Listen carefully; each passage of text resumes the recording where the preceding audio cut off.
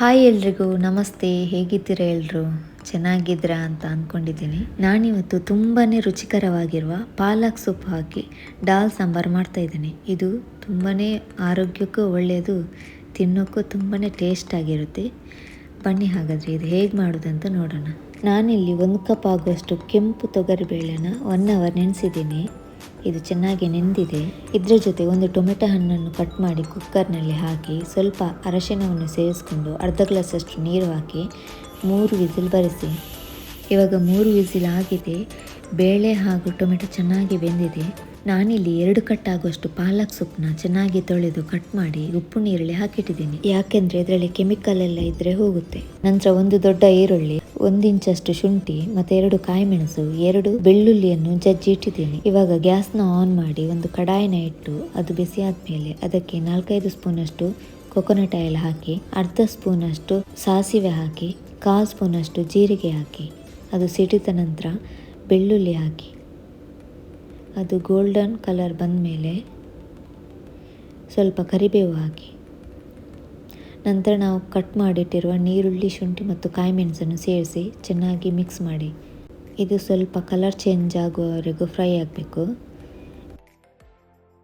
ಇವಾಗ ನಾವು ಕಟ್ ಮಾಡಿಟ್ಟಿರುವ ಪಾಲಕ್ ಸೊಪ್ಪನ್ನು ಇದಕ್ಕೆ ಹಾಕ್ಕೊಳ್ಳಿ.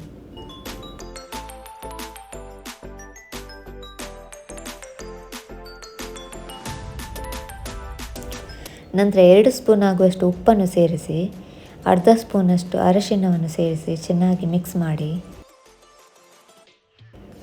ನಂತರ ಒಂದು ಲಿಡ್ನ ಕ್ಲೋಸ್ ಮಾಡಿಟ್ಟು ಒಂದು 7ರಿಂದ 8 ನಿಮಿಷ ಬೇಯಿಸ್ಕೊಳ್ಳಿ.